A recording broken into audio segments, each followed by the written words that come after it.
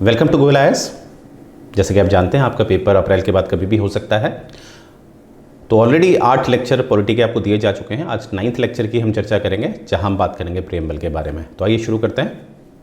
तो आज हमारी जो चर्चा होगी वो होगी प्रेम्बल पे। देखिए प्रेम्बल, जैसे आप कोई किताब लेते हैं उसमें एक इंडेक्स होता है। वो इंडेक्स देख के आप समझ जाते हैं कि किताब के अंदर क्या क्या रखा गया है, क्या क्या मटेरियल इस किताब में हमें दिखाई देता है। तो यही जो नेचर है वो आपको प्रेम्बल में भी है।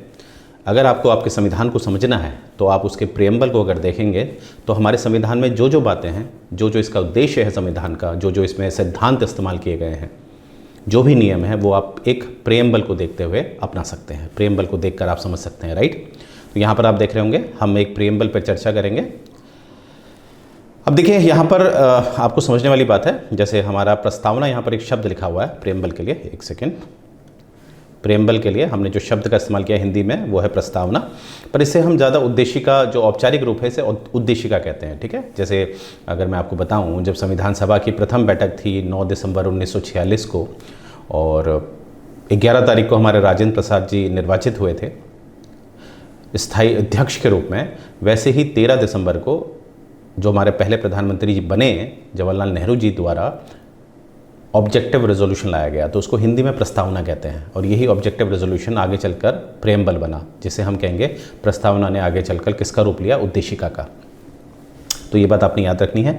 अब देखिए यहाँ पर क्या है, आपको सबसे पहले प्रीवियस क्लास में भी मैंने बताया था आपको कि जो 13 दिसंबर 1946 को जवाहरलाल नेहरू जी द्वारा ऑब्जेक्टिव रेजोल्यूशन लाया गया, प्रस्तावना लाया गया, जिसका मकसद ये था कि भारत का संविधान किस दिशा में जाएगा, क्या उसके सिद्धांत होंगे, कैसा उसका प्रारूप होगा, वो सब यहाँ पर तय किया गया। और ये इससे संबंधित जो प्रस्ताव लाया गया था वो लाया गया था 13 दिसंबर 1946 को।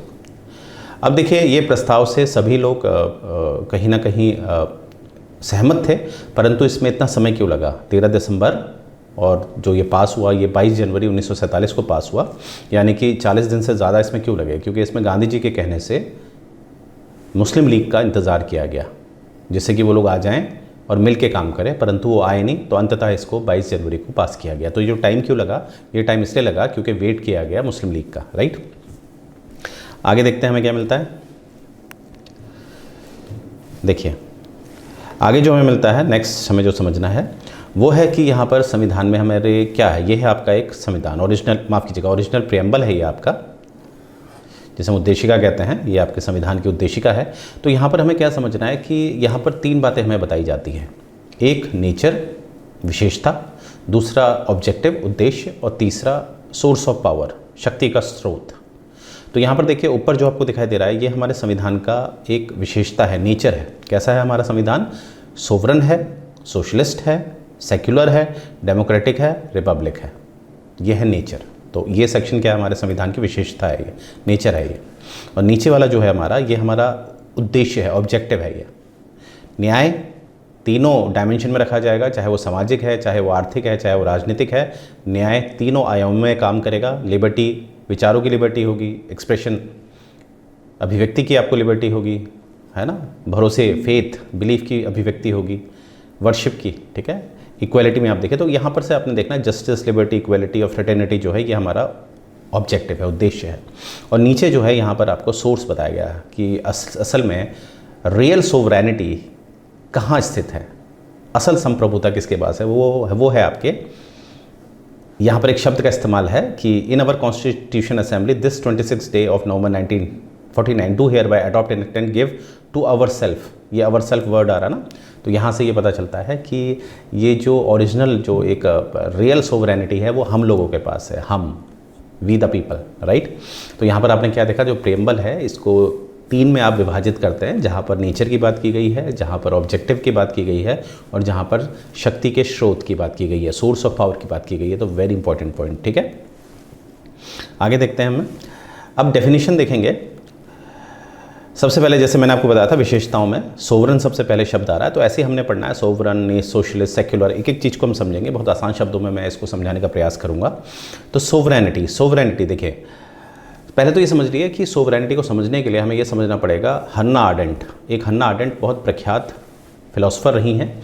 उन्होंने कहीं ना कहीं आज़ादी, फ्रीडम को अच्छी तरह औपचारिक रूप से परिभाषित किया। उन्होंने समझाया कि फ्रीडम जो होती है, आज़ादी जो होती है, उसके 2 रूप होते हैं, फ्रीडम के दो रूप होते हैं, एक होती है सोवरेनिटी और एक होती है लिबर्टी। सोवरेनिटी में ऐसा होता है कि जो फ्रीडम होती है वो 100% होती है, इसीलिए जो सोवरेनिटी होती है वो किसी व्यक्ति विशेष को नहीं दी जाती है, वो हमेशा राज्य को दी जाती है। और वहीं पर जो लिबर्टी होती है वो ऐसी आज़ादी होती है जो शर्तों में होती है, और वो शर्त होते हैं आपके नैतिकता के आधार पर वो शर्त रखी जाती है, राइट। तो ये जो लिबर्टी ऐसी आज़ादी होती है जो एक व्यक्ति विशेष को दी जाती है, राइट। जैसे उदाहरण, मेरे पास लिबर्टी है, मेरे पास सोवरेनिटी नहीं है, राइट। तो इसका मतलब है कि मैं अगर आपसे कोई बात करूंगा तो बात में एक मर्यादा होनी चाहिए। मैं कुछ भी आपसे बात कर सकता हूं, मैं अपनी जो अभिव्यक्ति है, अपनी जो एक्सप्रेशन है वो आपके समक्ष रख सकता हूं, परंतु कुछ ऐसी बात नहीं कर सकता जो असामाजिक है, राइट। तो ये है मेरी आज़ादी, किस रूप में? लिबर्टी। तो आप समझ पाए होंगे, सोवरेनिटी जहाँ पर 100% फ्रीडम होती है, और लिबर्टी जहाँ पर आपकी जो आज़ादी होती है वो कॉम्प्रोमाइज्ड होती है। कॉम्प्रोमाइज़ इसलिए होती है कि सभ्य समाज का निर्माण हो। तो यहाँ पर देखिए, the term sovereignty refers to the independent authority, ठीक है, अथॉरिटी ऑफ अ स्टेट। तो यानी कि सोवरेनिटी जुड़ी हुई है राज्य से, व्यक्ति विशेष से नहीं जुड़ी हुई है, राइट। ये चीज़ आपने याद रखनी है, वेरी इंपॉर्टेंट पॉइंट। और आगे क्या है? It means state has the power to legislate on any subject and in not subject to the control of any external power. मतलब कहने का मतलब है, जो भारत है उसको कोई भी मुद्दे, अपने से संबंधित कोई भी मुद्दे हों, चाहे वो अंदरूनी हैं चाहे वो बाहरी हैं, उसे किसी अन्य राज्य पे निर्भर होने की आवश्यकता नहीं होती है। एक समय याद करिए, जब अंग्रेज हम पे शासन करते थे तो कहीं ना कहीं भारत में जो भी कानून बनाए जाते थे वहाँ पर जो सेक्रेटरी ऑफ स्टेट होता था, जो लंदन में बैठता था, उसके राय के बिना नहीं बन पाते थे, राइट। तो ये चीज़ याद रखिएगा। तो आज भारत क्या है? पूरी तरह से सोवरन है। अब देखिए, यहाँ पर एक प्रश्न उठ के आता है, जैसे कॉमनवेल्थ मेंबरशिप, जब भारत अपना संविधान बना रहा था तो वहाँ पर 1949 में ये मुद्दा आया था कि भारत को कॉमनवेल्थ की जो सदस्यता है उसको लेनी है या नहीं लेनी है, मेंबरशिप को लेना है नहीं लेना है। तो यहाँ पर पंडित जवाहरलाल नेहरू जी इस सदस्यता को कबूल करते हैं। अब इस सदस्यता को अगर आप लेते हैं, ग्रहण करते हैं, तो इसमें एक समस्या आ रही है, क्योंकि इसमें नॉमिनल हेड हमें मोनार्क को मानना पड़ेगा, क्योंकि इस कॉमनवेल्थ का जो नॉमिनल हेड है वो मोनार्क है, जो यूके में है। तो अगर भारत इसकी सदस्यता लेता है तो अपने आप भारत का जो नॉमिनल हेड हो जाएगा वो मोनार्क हो जाएगा। तो ये इस तरह की कुछ भ्रांतियाँ कुछ फैली थी, लोग प्रेजुडाइज हो रहे थे। तो इसीलिए यहाँ पर जवाहरलाल नेहरू जी एक बहुत खूबसूरत बात कहते हैं। वो कहते हैं, जो हम ज्वाइन कर रहे हैं, किसको?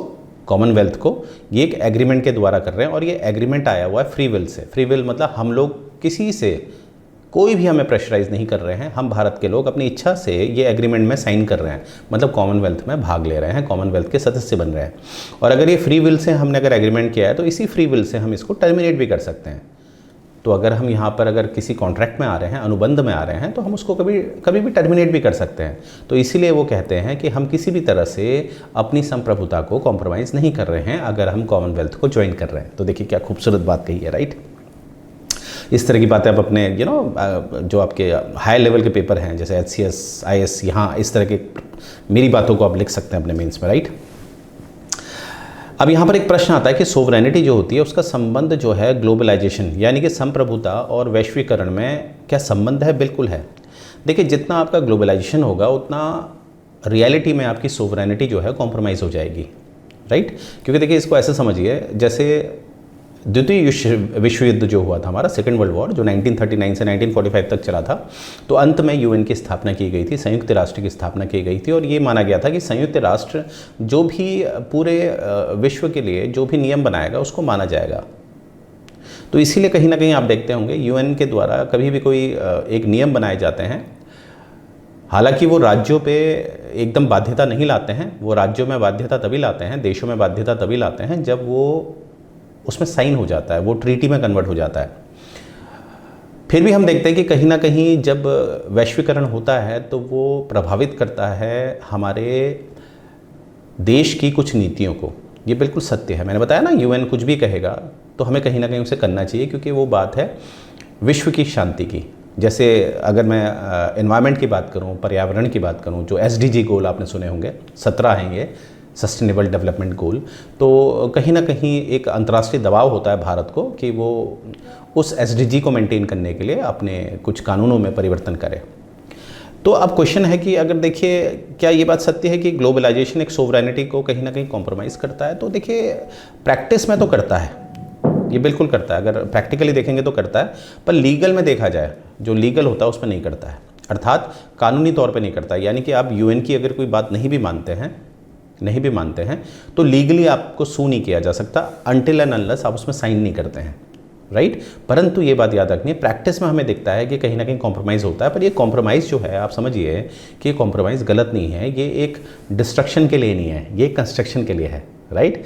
अगर पर्यावरण सुरक्षित रहेगा तभी तो देश सुरक्षित रहेंगे। देश के विवाद तो पर्यावरण के बाद होंगे ना, तो इसीलिए, राइट। तो ये चीज़ याद रखिएगा। तो क्या सीखा हमने, सोवरेनिटी और ग्लोबलाइजेशन का क्या कोई संबंध है? बिल्कुल है। प्रैक्टिकल में, वास्तविकता में जो ग्लोबलाइजेशन है वो कहीं ना कहीं सोवरेनिटी को हैम्पर करता है, ठीक है।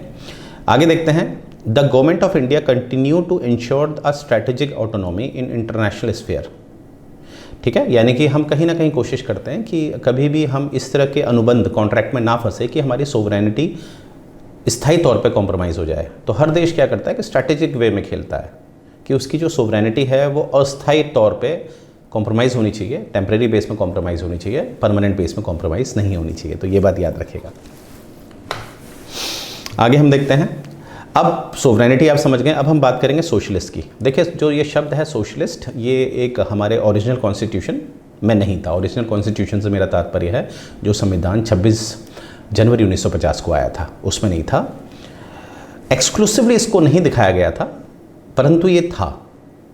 अगर मैं देखूं अगर मैं डीपीएसपी को अगर मैं देखूं आपका, वहाँ पर आपको जो 3 सिद्धांत दिखाई देते हैं, यानी कि जो आर्टिकल 36 से, डीपीएसपी आपका भाग 4 में आता है, आर्टिकल 36 से लेकर आर्टिकल 51, जो इतने आर्टिकल्स हैं, ये आर्टिकल 3 सिद्धांतों में बांटा गया है इनको। एक है गांधीयन प्रिंसिपल, एक है लिबरल इंटेलेक्चुअल प्रिंसिपल, और एक है आपका सोशलिस्ट प्रिंसिपल। तो समाजवाद जो है, समाजवादी विचारधारा भारत ने रखी हुई है, परंतु उसको एक्सक्लूसिवली नहीं बताया गया था उस समय, क्योंकि उस समय जो प्रचलित समाजवादी विचारधारा थी वो मार्क्स और लेनिन की ज़्यादा थी। तो भारत नहीं चाहता था, क्योंकि भारत की अपनी जो सोशलिज्म था वो एक गांधीयन सोशलिज्म की तरफ ज़्यादा था, ना कि कार्ल मार्क्स की सोशलिज्म की तरफ। अब प्रश्न है कि सर ये जो गांधीयन सोशलिज्म है और कार्ल मार्क्स का सोशलिज्म है, उसमें क्या अंतर है? देखिए, कार्ल मार्क्स का जो सोशलिज्म है वो रिवॉल्यूशन की बात करता था, वो रेडिकल अप्रोच था जिसमें हथियार उठाना जायज़ था। परंतु गांधीयन का जो सोशलिज्म है वहाँ पर रिवॉल्यूशन की बात नहीं थी, क्रांति की बात नहीं थी, वहाँ पर इवोल्यूशन की बात थी, यानी कि ग्रेजुअली, यानी कि कहीं पर भी हिंसा की कोई जगह नहीं थी, राइट।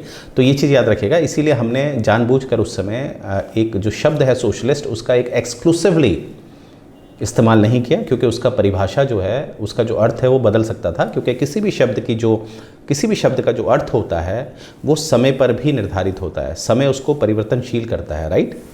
जैसे मैंने आपको बताया था कल वाले लेक्चर पे कि किस तरह से जो एक डोमिनियन है, उस शब्द का अर्थ 1931 में जो वेस्टमिंस्टर स्टैच्यूट बनाया गया था, उससे पहले डोमिनियन का अर्थ कुछ और होता था, परंतु 1931 का जो वेस्टमिंस्टर स्टैच्यूट है, उसने डोमिनियन का अर्थ एक सोवरेनिटी की तरफ बदला।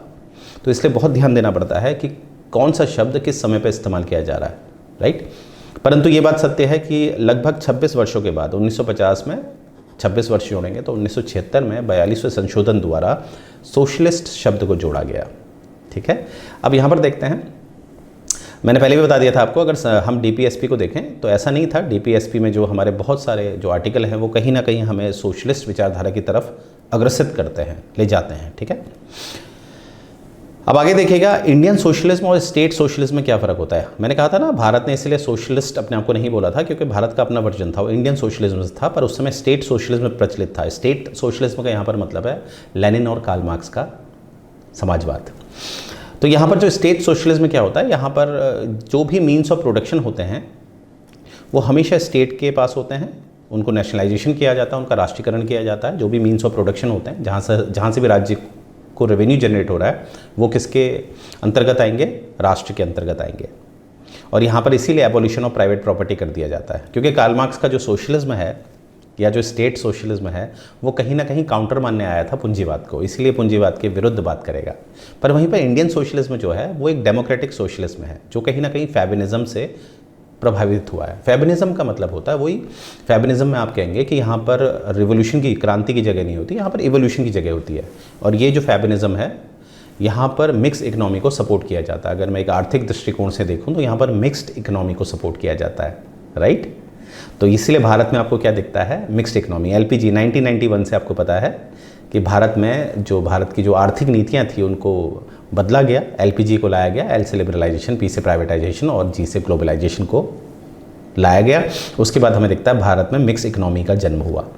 तो उसे हम फेमिनिज्म कह सकते हैं कि भारत में कौन सी, अगर मैं समाजवाद को देखूं तो कौन सा समाजवाद है, फेमिनिज्म वाला, ठीक है, फेमिनिज्म। तो मुझे उम्मीद है आप समझ गए होंगे, इंडिया का जो सोशलिज्म है वो मिक्स इकोनॉमी को सपोर्ट करता है, वो प्राइवेट प्रॉपर्टीज़ को भी सपोर्ट करता है कहीं ना कहीं, राइट। तो ये चीज़ याद रखिएगा। आगे बढ़ते हैं।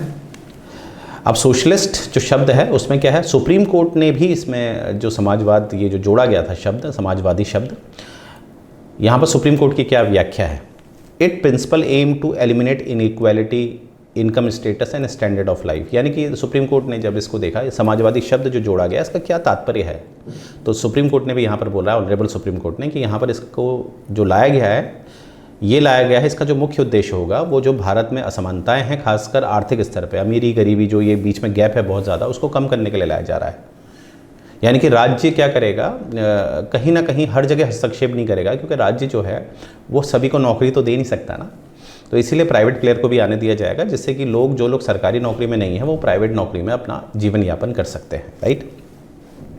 और इकोनॉमिक मॉडल की बात की जाए तो ये मैंने अभी बता दिया आपको, यहाँ पर भारत में आपका प्राइवेट प्रॉपर्टी को एबॉलिश नहीं किया जाता है। भारत एक सोशलिस्ट देश है, तो मन में आता है कि भारत में तो प्राइवेट प्रॉपर्टी का कॉन्सेप्ट ही नहीं होना चाहिए, पर याद रखिएगा भारत का अपना एक सोशलिज्म है जो प्रभावित है फेमिनिज्म से, जहाँ पर मिक्स इकोनॉमी को सपोर्ट किया जाता है, यानी कि वहाँ पर पूंजीवाद की भी जो एक विशेषताएँ होती हैं, खासकर प्राइवेट प्रॉपर्टी, वो भी हमें दिखती है, राइट। इसीलिए भारत में एक प्राइवेट प्रॉपर्टी का भी कॉन्सेप्ट है, तो इसलिए यहाँ पर मिक्स इकोनॉमी आ गया, राइट, जहाँ पर both private and public sector एक साथ काम करते हैं। अब आगे देखिए, आर्ग्यूमेंट है in Indian deviating from socialism, यानी कि यहाँ से बहुत बार जब ये 42वें संशोधन से जो सोशलिस्ट शब्द जोड़ा गया, 1991 से जो एलपीजी लाया गया, तो उसके बाद काफ़ी जो लोग हैं वो एक आलोचना कर रहे हैं कि भारत जो है सोशलिज्म से कैपिटलिज्म की तरफ जा रहा है। इस तरह के आर्ग्यूमेंट होते हैं, राइट। जैसे एलपीजी जो आया है 1991, इसको न्यू लिबरलिज्म का भी आप उदाहरण दे सकते हैं। लिबरलिज्म में क्या होता है, लिबरलिज्म में होता है जहाँ पर स्टेट का इंटरफेरेंस ना के बराबर होना चाहिए। जैसे जॉन लॉके हो गया, जेएस मिल हो गया, और जो एडम स्मिथ है, एडम स्मिथ ने तो लेसेस फेयर दिया था ना, कि मार्केट को फ्री रखा जाए और स्टेट का इंटरफेरेंस नहीं होना चाहिए, और मार्केट अपना जो मूल्य है वो डिमांड एंड सप्लाई के आधार पे अपना मूल्य खुद तय कर लेता है, तो इसलिए स्टेट को इंटरफेयर नहीं करना चाहिए इकोनॉमिक लेवल पे। वहीं पर आप देखेंगे जो आपका नियो लिबरलिज्म होता है, वहाँ पर स्टेट को कहीं ना कहीं रखा जाता है। स्टेट को एक पॉजिटिव वे में देखा जाता है कि स्टेट जो भी रूल्स एंड रेगुलेशन बनाएगा वो लोगों के हित के लिए बनाया जाएगा, राइट। तो adoption of new liberalism economic policies, जैसे एलपीजी में मैंने बताया आपको 1991 में जो आया था, जिसमें बंद अर्थव्यवस्था को खोल दिया गया था, मतलब प्राइवेट के लिए भी, परंतु राज्य का हस्तक्षेप रखा गया है। न्यू लिबरलिज्म में क्या होता है, राज्य का हस्तक्षेप होता है कंपैरेटिवली, किससे ज़्यादा, लिबरलिज्म से। लिबरलिज्म कौन सा, क्लासिकल, यानी कि एडम स्मिथ वाला, जहाँ पर वो लोग कहते थे राज्य का हस्तक्षेप नहीं होना चाहिए, राज्य एक नकारात्मक वे में देखा जाता था। पर न्यू लिबरलिज्म में राज्य को एक सकारात्मक वे में देखा जाता है, यानी कि कुछ ऐसी पॉलिसीज़ बनाएगा जहाँ पर लोगों का विकास करेगा, राइट। तो ये चीज़ आप समझ गए होंगे। तो यहाँ पर मुझे उम्मीद है ये जो भारत का जो सोशलिस्ट एंगल है आप समझ पाए होंगे, ये कार्ल मार्क्स या लेनिन वाला नहीं है, ये भारत का खुद का डिज़ाइन है, राइट। आगे देखते हैं। देखिए, अब प्रश्न आता है कि भारत ने सोशलिज्म को क्यों नहीं अपनाया, क्योंकि जब एक कोल्ड वॉर चल रहा था, आपको पता है कोल्ड वॉर का जो समय है, शीत युद्ध का जो समय है, वो 1945 से 1991 तक माना गया है, क्योंकि 1991 में 26 दिसंबर को 1991 को यूएसएसआर ऑफिशियली विघटित हो गया था। क्यों, क्योंकि ये किस विचारधारा में काम करता था, सोशलिज्म, और एक सोशलिज्म विचारधारा कौन सी थी, लेनिन और कार्ल मार्क्स की। तो इतना बड़ा यूएसएसआर जो था वो इस विचारधारा को जो फॉलो करता था, कट्टरता से करता था सोशलिस्ट विचारधारा को, परंतु पूरी तरह से आर्थिक स्तर पे तहस नहस हुआ और टूटा, अंत में टूटा। तो इसीलिए भारत इस चीज़ को समझता था, भारत ने ये चीज़ भी देखी है, तो इसीलिए आपने देखा होगा कि भारत ने कभी भी अपने आप को एक्सक्लूसिवली पूरी तरह से कार्ल मार्क्स वाले सोशलिज्म में नहीं रखा है, अपने आप को सोशलिस्ट बोला है। सोशलिस्ट का मतलब होता है सोशलिज्म को मानने वाला। अब कितना मानने वाला वो निर्भर करता है, 10% भी हो सकता है, 20% भी हो सकता है, या 100% भी हो सकता है, उसमें डिफाइन करना बड़ा मुश्किल है। तो इसीलिए भारत अपने आप को सोशलिस्ट तो कहता है, परंतु वो मिक्स इकोनॉमी को मानता है, राइट। ये चीज़ याद रखिएगा, क्योंकि सोशलिज्म का भी जो अंत है वो अच्छा नहीं है। वही कैपिटलिज्म भी था, ऐसा नहीं था, कैपिटलिज्म का भी अपने नुकसान थे। तो इसीलिए मिक्स इकोनॉमी को अपनाया गया भारत के द्वारा, राइट। तो यहाँ पर देखेंगे, अब एक देखिए कॉन्स्टिट्यूशनल सपोर्ट में यहाँ पर क्या बात की गई है, 44th अमेंडमेंट की बात की गई है, 44वां संशोधन जो 1978 में हुआ था। इसमें आपको पता ही होगा जो हमारा राइट टू प्रॉपर्टी था आर्टिकल 31 में, राइट टू प्रॉपर्टी जो एक फंडामेंटल राइट था उसको हटाकर एक केवल लीगल राइट बना दिया गया, फंडामेंटल राइट से हटा दिया गया। क्योंकि देखिए क्या होता है कि राज्य क्या करता है, इंफ्रास्ट्रक्चर को जब बनाएगा तो उसे ज़मीन चाहिए, भूमि चाहिए, और अगर वो फंडामेंटल राइट के अंतर्गत होंगी, ज़मीनें फंडामेंटल राइट के अंतर्गत होगी, तो राज्य को क्या करना पड़ता है, राज्य को उनको कंपनसेट करना ही पड़ेगा, क्योंकि फंडामेंटल राइट है, जस्टिफाई करना पड़ेगा ना। विदाउट जस्टिसेबल, यानी कि फंडामेंटल राइट तो जस्टिसेबल होते हैं, तो किसी की प्रॉपर्टी छीनी जाएगी तो राज्य को कहीं ना कहीं कंपनसेट करने के लिए बाध्यता दी जाएगी, करना पड़ेगा, बहुत मुश्किल हो जाएगा, जटिल।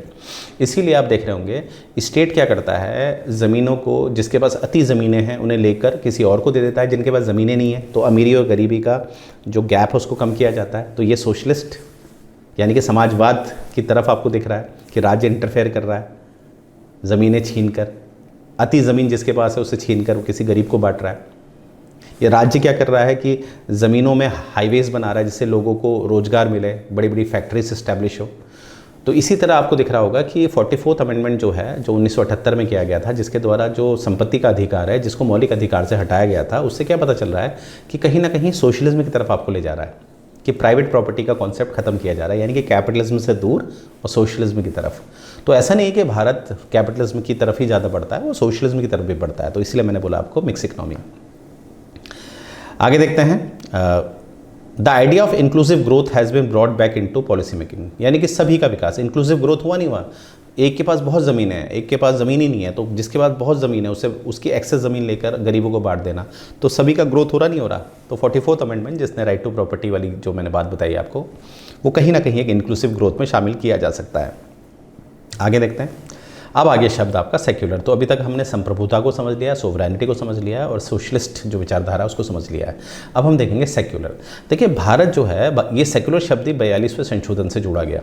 अब सेक्युलर के साथ भी यही समस्या थी, जब भारत अपना संविधान बना रहा था तो उस समय क्या था कि जो सेक्युलर शब्द है वो ज़्यादातर परिभाषित किया जाता था ऐसे धर्मनिरपेक्ष।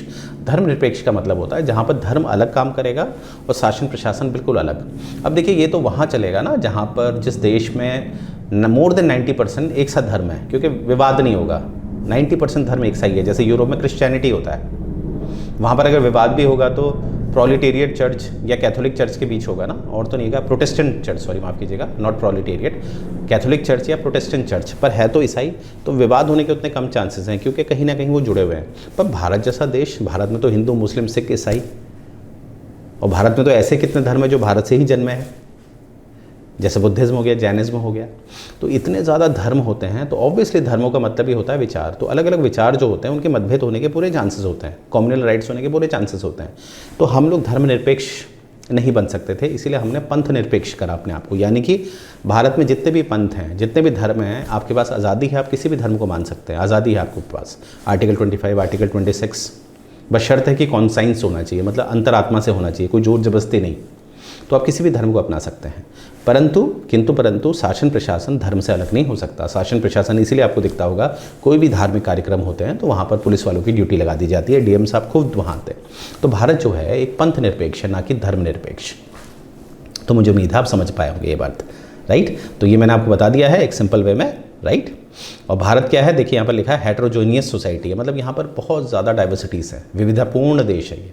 तो यहाँ पर एक धर्मनिरपेक्ष को अपनाना गलत है, तो इसीलिए हम लोग सेक्युलर हैं, बिल्कुल हैं, क्योंकि हम कहते हैं आर्टिकल 1 में India that is Bharat shall be union of state, यानी कि जैसे पाकिस्तान को आप देखिए, पाकिस्तान क्या लिखता है, Pakistan is an Islamic state, Pakistan is an Islamic state. पर भारत में हम क्या लिखते हैं, इंडिया डेट इज़ भारत, यानी कि इंडिया का कोई धर्म नहीं, यानी कि हमारे वहाँ जो राज्य हैं और या जो राज्य का प्रतिनिधित्व करती हैं सरकारें, चाहे वो केंद्र सरकार है, राज्य सरकार है, या कोई भी अथॉरिटी है जो राज्य का प्रतिनिधित्व करती है, उसका कोई धर्म नहीं होता है, राइट।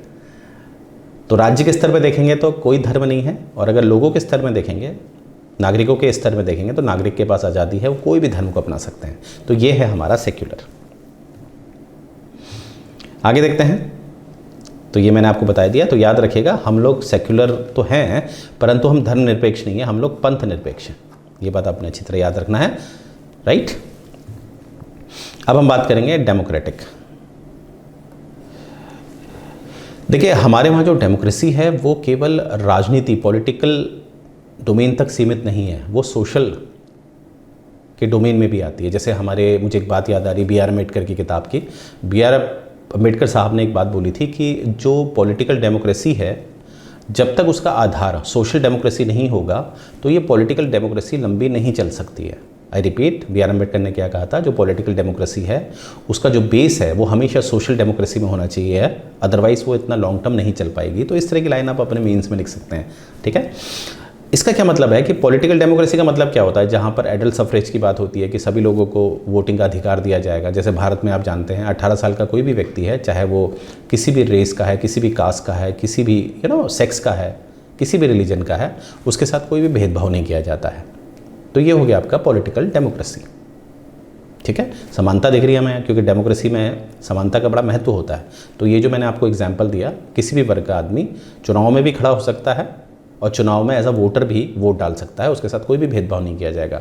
परंतु ये तभी चलेगा जब सोशल डेमोक्रेसी होनी चाहिए। सोशल डेमोक्रेसी में क्या आता है आपका, जैसे कानून के समक्ष समानता होती है, समाज में किसी भी तरह का भेदभाव नहीं किया जाएगा, पब्लिक एम्प्लॉयमेंट में किसी तरह का भेदभाव नहीं किया जाएगा, अमीरी गरीबी के आधार पर कोई भी भेदभाव नहीं किया जाएगा, छुआछूत नहीं की जाएगी।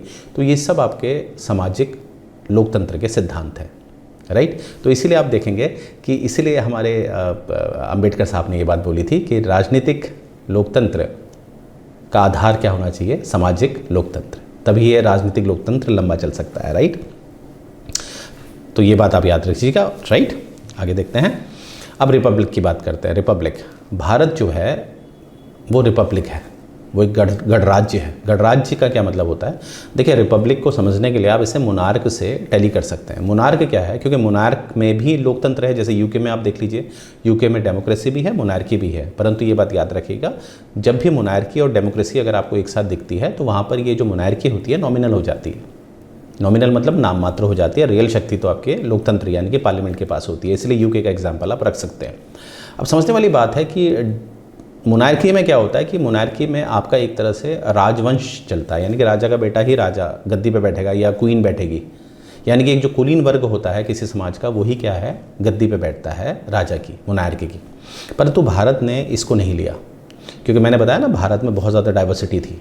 तो भारत अगर ऐसा लेता तो किसी वर्ग को अगर हमेशा ऊपर रखा जाता तो जो अन्य वर्ग हैं वो नाराज़ हो जाते। डाइवर्सिटी है ना भारत में बहुत ज़्यादा, इसलिए भारत में जो हेड ऑफ अ स्टेट होगा, जो राजा होगा, वो निर्वाचित होगा।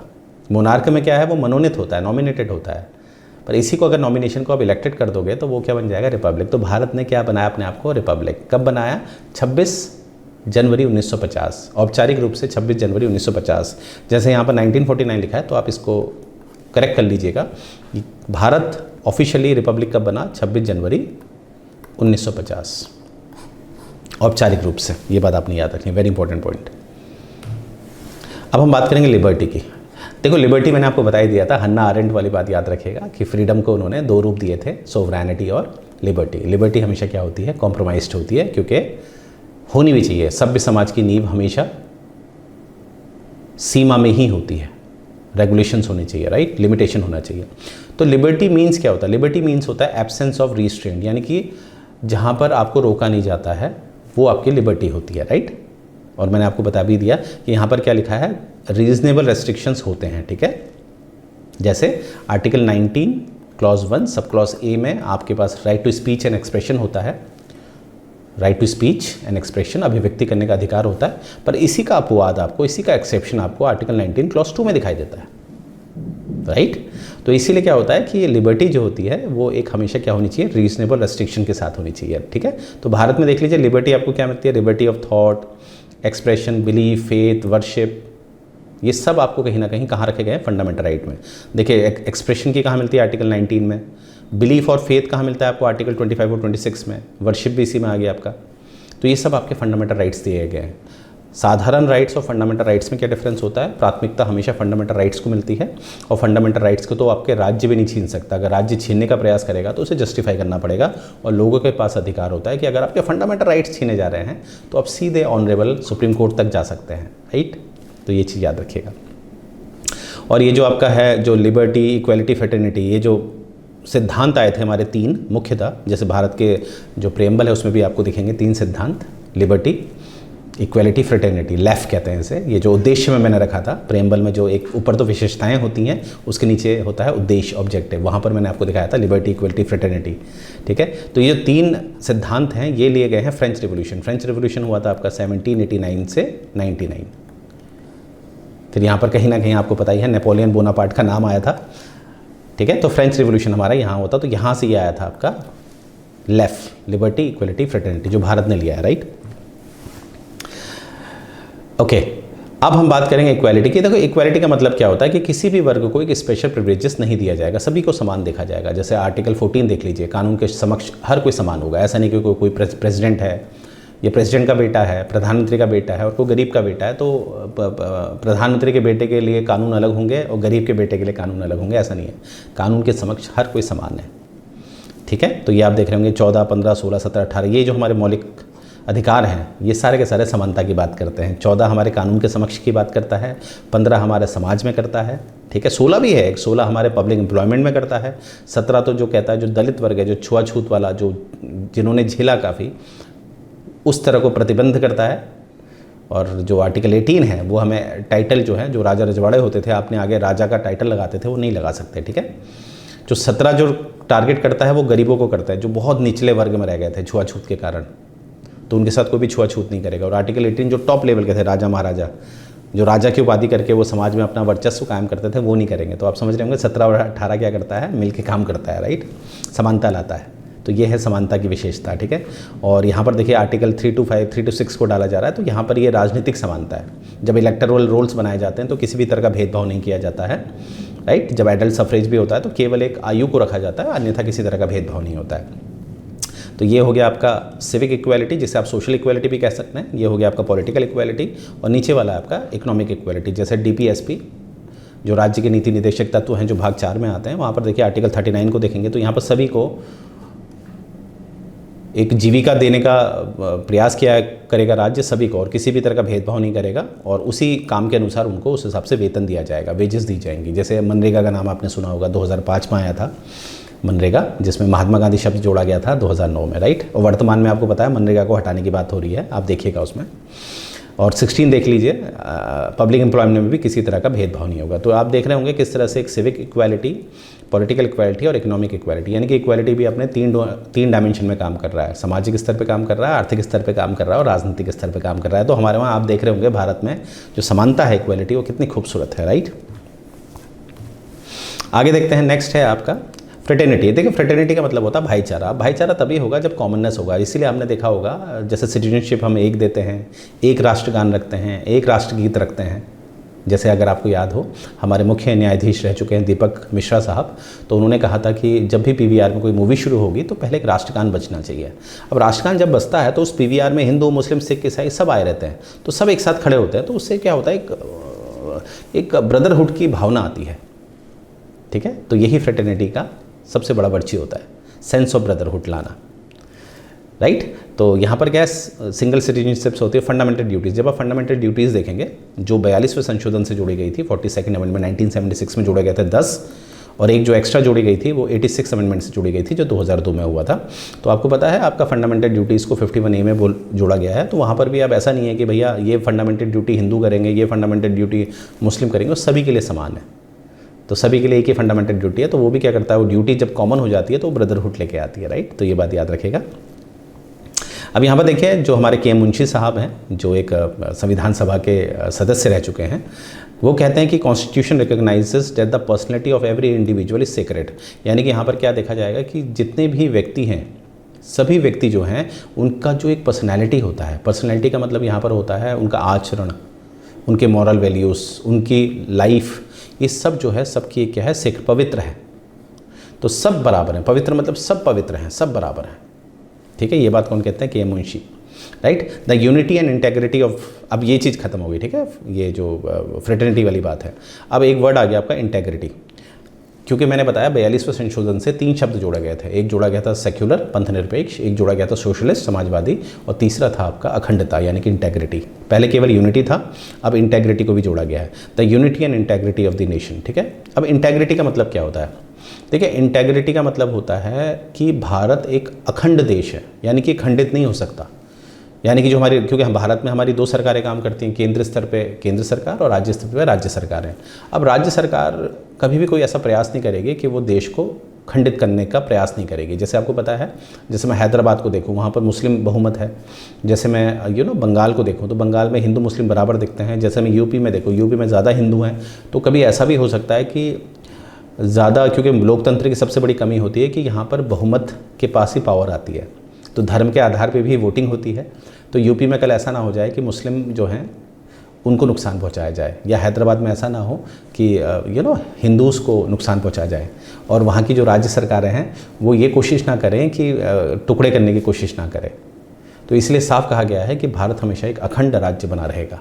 किसी भी तरह से इसमें कोई भी सोच भी नहीं आनी है भारत को खंडित करने की। और ये अखंड और जो है, जो इंटेग्रिटी है, वो यूनिटी के बिना नहीं आ सकती। यूनिटी मतलब लोगों में एकता होनी चाहिए, और एकता बिना फ्रेटर्निटी के नहीं आ सकती। भाईचारे की फीलिंग होगी तभी तो यूनिटी आएगी। जब आप मैं अगर हम सोचेंगे हम किसी इस धर्म के हैं और हमें लगता है हमारा धर्म ऊपर है, और इसका मतलब क्या हो गया? दूसरे का धर्म तो नीचे है, तो यूनिटी कहाँ से आएगी?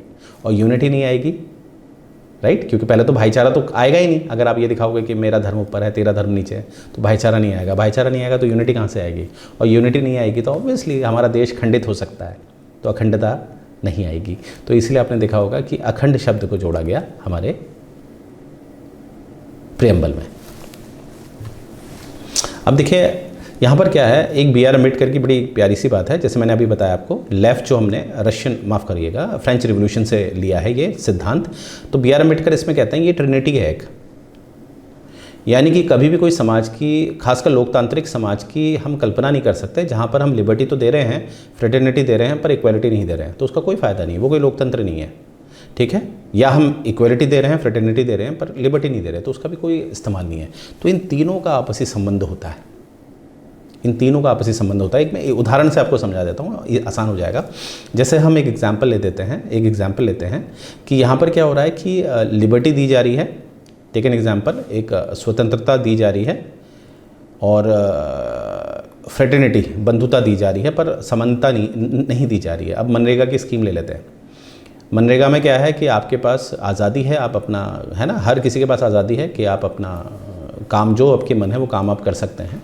ये आज़ादी दी जा रही है आपको मनरेगा के तहत कि आप काम करिए। तो काम सब कर रहे हैं, ठीक है। अब सब कर रहे हैं तो काम तो ऑब्वियसली यहाँ पर एक कॉमन प्लेटफॉर्म बनाया जाएगा, राष्ट्रगान एक ही बनाया जा रहा है, नागरिकता एक ही दी जा रही है, चलो भाई, है ना, कि लोगों के पास क्या होगा, आपस में ब्रदरहुड बढ़ेगा, परंतु समता नहीं जा रही है, इक्वालिटी नहीं दी जा रही। मतलब इस मनरेगा में औरतों को शामिल नहीं किया जा रहा है। तो सोचिए औरतों के मन में क्या आएगा, सिर्फ मेल्स को शामिल किया जा रहा है, औरतों को नहीं किया जा रहा है। तो क्या आगे चलकर ये फ्रूटफुल होगा? नहीं, फ्रेटर्निटी खत्म हो जाएगी, फ्रेटर्निटी खत्म हो जाएगी, तो ऑब्वियसली ये काम नहीं कर पाएगा, एक लोकतंत्र अच्छी तरह से काम नहीं कर पाएगा। तो इसीलिए यहाँ पर लिबर्टी, इक्वालिटी और फ्रेटर्निटी जो होता है, इसका एक क्या कहा गया है, इसका एक ट्रिनिटी होता है। ये आपस में क्या होते हैं, जब मिलके काम करते हैं तभी लोकतंत्र की जीत होती है। तो पर्पस ऑफ लोकतंत्र, पर्पस ऑफ डेमोक्रेसी क्या होता है? इसको मेंटेन करना, इन तीनों को मेंटेन करना, राइट, वेरी इंपॉर्टेंट पॉइंट। आगे देखते हैं जस्टिस की बात। देखिए जस्टिस, अब जस्टिस जो है हमारा, जस्टिस भारत में जस्टिस जो है वो केवल एक इंडिविजुअल तक सीमित नहीं है। जैसे अगर मैं प्लाटो को लूँ, प्लाटो ने जस्टिस की बात जो है वो केवल इंडिविजुअल तक नहीं करी थी, उसने समाज के जस्टिस की भी बात करी थी प्लाटो ने, राइट। तो वैसे ही हमें दिखता है कि भारत में भी जो जस्टिस है वो केवल एक सिर्फ इस पैमाने में नहीं देखा जा सकता जस्टिस की किसी को दंड देना है, कि जो फैसले लेने हैं वो एक को दंड देना है और एक को कहीं ना कहीं खुश कर देना है, क्योंकि कभी कभी ऐसा होता है दंड देना न्याय को जन्म देगा, ये नहीं होता है। कभी कभी समझौता कराना भी न्याय होता है। एग्जाम्पल देखिए, भारत में आपको पता ही है 1984 से फैमिली कोर्ट को स्थापित किया गया। आई रिपीट, 1984 से फैमिली कोर्ट्स को स्थापित किया गया, और फैमिली कोर्ट्स का ज़्यादातर ये मकसद बनाया गया कि जो भी विवाह से संबंधित या फैमिली से संबंधित जो मुद्दे होते हैं उसको काउंसलिंग द्वारा सॉल्व किया जाए। ऐसा नहीं कि सीधे भैया सेक्शन के हिसाब से दंड दे दिया, ख़त्म। क्योंकि क्या होता है, आप समझिए हस्बैंड वाइफ में उनका डिवोर्स होने वाला है और उनके 2 बच्चे हैं, और हस्बैंड कमाने वाला है, वाइफ नहीं है। अब मानते हैं डिवोर्स हो गया, अब बच्चों को कौन पालेगा?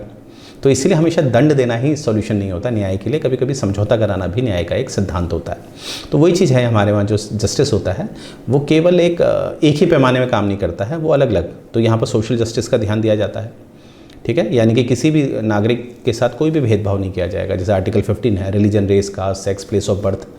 आर्टिकल 16 है, आर्टिकल 3 to 5 है, आर्टिकल 3 to 6 है। इनमें सब में आपको दिखेगा कि भेदभाव नहीं किया जाता है। तो ये एक सामाजिक न्याय हो गया, राइट। और आरक्षण देना, जो दबा कुचला वर्ग है उनको आरक्षण देना, तो ये भी क्या है, एक सामाजिक न्याय है।